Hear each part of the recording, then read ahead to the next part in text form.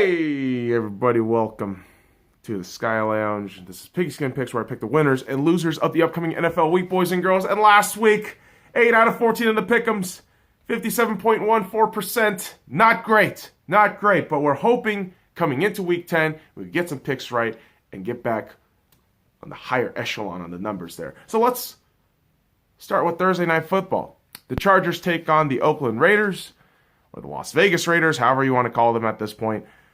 Yeah, I think the Oakland Raiders are going to win this. I don't believe the Chargers are as good as last week's game, the game's scoreline may have suggested. When you take a closer look at that game, I felt Phillip Rivers was inconsequential at best.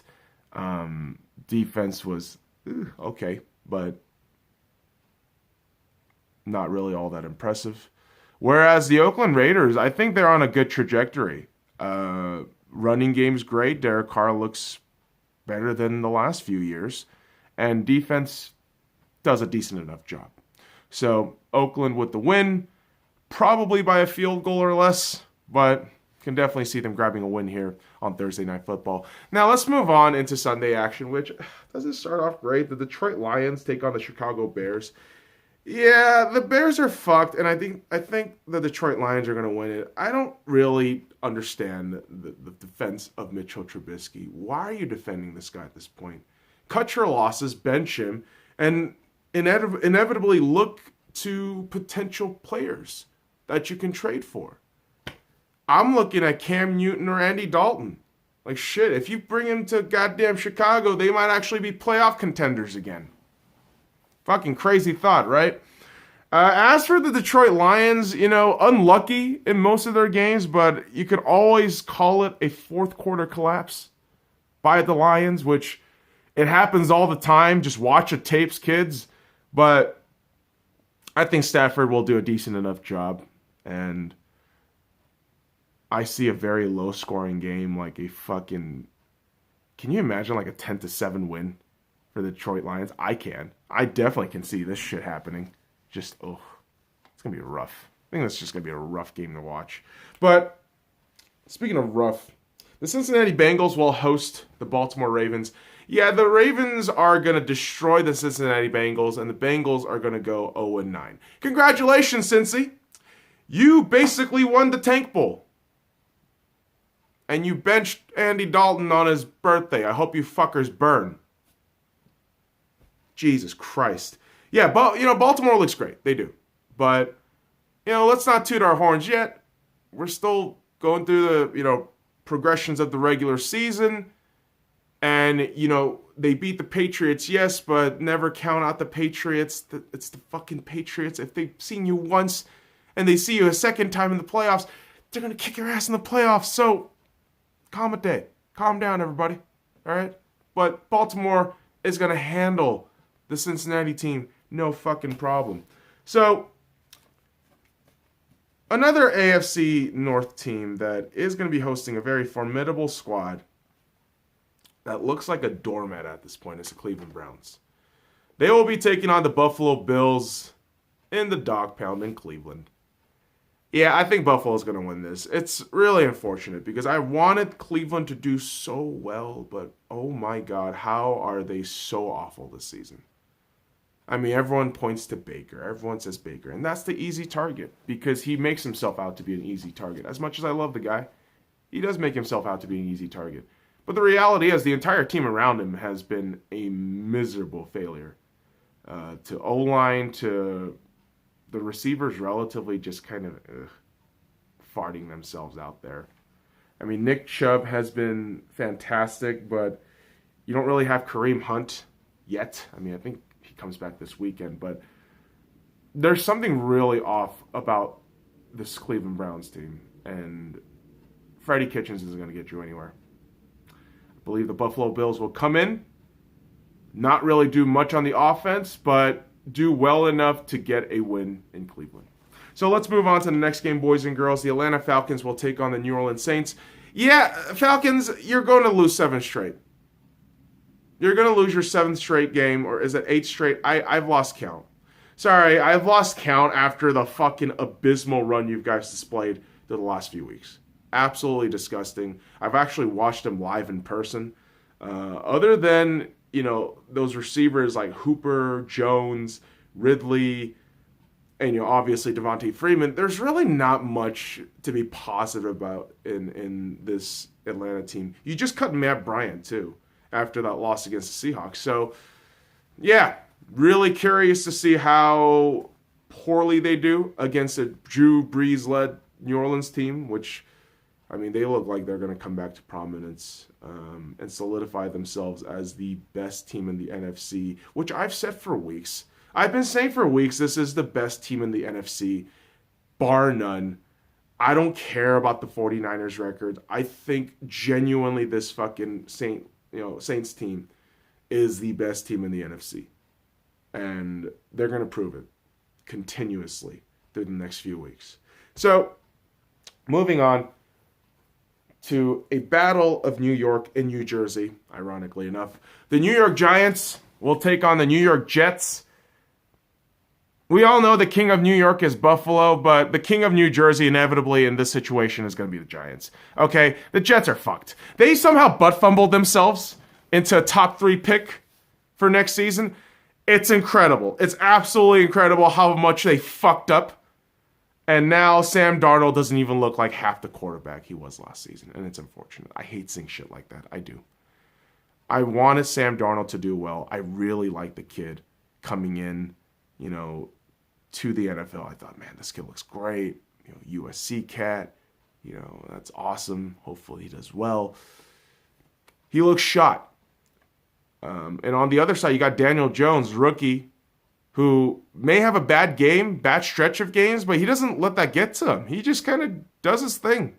Eli Jr., Eli 2.0, he just goes through his thing. He's like, well, we lost. We're going to come back next week. Very indifferent in a very positive way. So I think Daniel Jones and the New York Football Giants grab a win in their home, which I don't even know, man. Like, what the fuck? You're not even in New York. Maybe that's just a West Coast person talking to me, but it just doesn't make any fucking sense. But the Giants will win. The Giants will win that game. And this next game is a huge toss-up, and it took me a while to figure out who I want to pick in this game. But the Arizona Cardinals will take on the Tampa Bay Buccaneers in Tampa Bay. And I got to tell you, I think the Arizona Cardinals are going to come out of this with the win. Now, granted, Bruce Arians does pretty well. He does. The problem I see with Tampa Bay is not Bruce Arians, it's not the team, is Jameis Winston. He did great against Seattle. I tell everybody on that in the review, Jameis looked fantastic, and it is against a relatively shitty Seattle defensive team. On the other side of the spectrum, you got an Arizona Cardinals defense where I think they're decent enough. I think they're marginally better than the Seattle Seahawks defense right now, the way they're playing right now. And really, when you have a marginally better defense, I don't know if Jameis is going to be able to not turn over the ball. So I would give the edge to the Cardinals here. And Kyler Murray is probably going to have a really decent enough game where running quarterback, very difficult to grab at, get a couple of touchdowns, and come out with the win for the Cardinals in an away game, which is going to be huge if the Cardinals can grab that win. So, moving on to the next game, the Kansas City Chiefs taking on the Tennessee Titans. The 10 IC titties.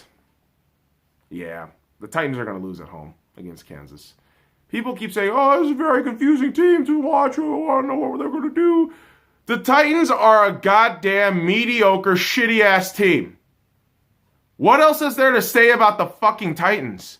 Their defense is decent enough. Carolina put a fucking 30 on you. Okay? The offense that's the problem. Now the entire fucking team is the problem. Just nix this season. You're done. You're done. As for Kansas, we don't know if Mahomes is going to start this game. We don't. But I'll be honest, man. I have more faith in Matt Moore than Ryan Tannehill or Marcus fucking Mariota, who's on the goddamn bench, by the way. So Kansas, I believe, will come out with a very, very solid win and really a declarative win. I think they're going to come out in this game saying, hey, you think we were done without Patty? Never count us out. And I think Kansas City is going to solidify themselves as a top team from this game because Tennessee sucks so much fucking ass. Well, let's move on to the next game. Speaking of sucking ass, the Miami Dolphins will take on the Indianapolis Colts. And yeah, when they're facing a real team, the Colts are going to win this. Okay, the Colts are at home. They're hosting one of the worst fucking teams ever, who is so terrible in their tanking ways that they won a game last week. Granted, the Jets are just as bad. The Jets are a butt fumble of an organization. Their head coach is a disaster. But the Dolphins, like, they're decent, but, like, why did you fuck up your tank? And when you're going to go against a real team, you know what the fuck is going to happen. You're going to get cream pied. You're going to get fucked in the ass. And I hope the Colts and Frank Reich does that and grab themselves again in the win column. So, moving on to the next game, boys and girls. The Carolina Panthers will take on the Green Bay Packers in Lambeau Field. I got to tell you, man, I think the Green Bay Packers are going to win, but in a very unconvincing way. Meaning, I think Carolina is going to put up a lot of points relative to what people have expected. I think Christian McCaffrey is going to probably rush for over 150 yards. Aaron Rodgers is going to have a decent enough game, but people are probably going to question, like, is this guy, like, still Aaron Rodgers? Like, I don't know, man. I think this is going to be a really just grimy-ass, high-scoring game, probably in the 50s, and yeah, just very unconvincing win for Green Bay, but I think they get a win against the Carolina Panthers. Now, the LA Rams will take on the Pittsburgh Steelers in Pittsburgh, Heinz Field. I got to tell you, I think the Rams are going to win it. They're coming off a bye week. Plenty of stars rested. Everyone's good to go for this road trip. Whereas the Steelers, I think they got really lucky in that win against Indianapolis. I don't think they should be tooting their own horns right now. And I think the Rams are going to come in and just burn the entire fucking field. I think they're going to destroy the goddamn Steelers. And the Steelers are going to look miserable. Back to sub 500 level, which is what we need them at. That's me as an NFL fan saying that shit. Now, boys and girls, the Sunday night football game will be the Minnesota Vikings taking on them Dallas Cowboys. And here's my thing. I think the Cowboys are going to win the Sunday night football game against the Minnesota Vikings. Here's the crazy part, boys and girls. Kirk Cousins has an abysmal 1-13-1 record against winning teams. I think that went down to 14 losses, but you know what? Just being in that teens, 1-13-1 on the road against a good team, like they're terrible. Yeah. That's Kirk Cousins. That's the Vikings. Now, listen, I may not have gotten the specific title and stat right, but fuck you. Why are you defending Kirk Cousins? He's providing you ample evidence how mediocre, how bang average he is, yet people want to suck this guy off. In the same sense, I think Dak Prescott gets too much fucking flack. I'd rather take Dak Prescott over Kirk Cousins any day of the fucking week. Every day of the fucking week. And you know what? Dallas is at home. They proved that, hey, even against a shitty team, that we're going to buckle down and get shit done. And the Vikings prolapse into a shitty team when they are on prime time against a winning team. So Dallas will come out with the win. And yeah, I mean, I get it. Cowboys fans can be insufferable, but I don't hate the Cowboys. I don't know how many times I've got to say that to people. I don't hate the Cowboys. It's a rich history in the Cowboys. I mean, they had one of the greatest head coaches of all time in Tom Landry, one of the greatest quarterbacks of all time in Roger Staubach, and you're not going to tell me any different. Sorry. I'm just a Seahawks fan. Simultaneously, I am an NFL fan. I am a fan of the game. I'm a fan of the history and culture of the NFL, and hence I don't really hate the Cowboys all that much. But what I do hate is fellow NFC West rivals. And yes, boys and girls, of course, we got our boy Richard Sherman's jersey right here because Monday Night Football is the big one. It's the big one. The Seattle Seahawks take on the San Francisco 49ers. I think the Seahawks are going to win Monday Night Football. Now, I'm going to throw this caveat too. I think this game is going to be an awful, low-scoring, unbearable game to watch, but the Seahawks will somehow, some way, from the backs of Russell Wilson, just fucking drag out, fart out, and eke out a win. Now, the reason why I say low-scoring, I think both sides on defense are going to be hungry to prove themselves. Because, let's be honest, for the 49ers perspective, as well as they've been doing, Thursday Night Football against the Cardinals, the lowly Cardinals, relatively lowly Cardinals, they put up 25 points on you. And San Francisco has kind of prided themselves on this tenacious, low, not allowing a lot of points on defense. So I think they're going to show out. I think they're going to be absolutely brilliant attacking Russell Wilson and our offense and stopping Chris Carson. You got this guy too. But simultaneously, I think this is a game where the Seattle defense, they're going to get a fire under their ass. They're going to want to prove nationally that, hey, San Francisco is all hoopla. Let's fucking grab at it. It's going to be led by our guy, Bobby Wagner. In Bobby we trust. Bobby Wagner. And of course, our boy Russell Wilson is going to carry us to a victory. So yeah, I know. Seahawks fan having a fucking, football pick'em video and he picks the fucking Seahawks. Well, no shit. Well, no fucking shit. Right? If you want more reasons as to why I think the 49ers will lose, Jimmy GQ. I don't think he's good enough. Sorry.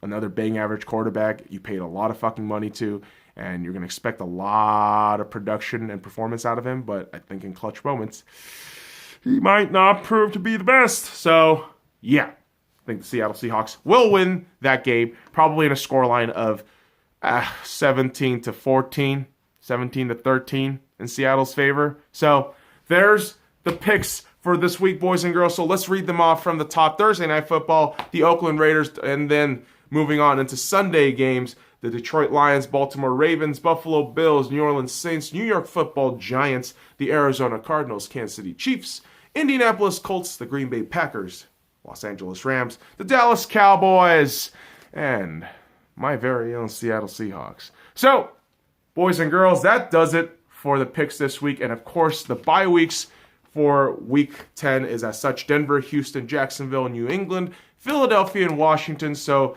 while those teams do not have anything to look forward to, we will be looking forward to some fun Week 10 matches and games. So follow me at the Sky Lounge on all the links in the description below. Like, comment, subscribe for more daily content.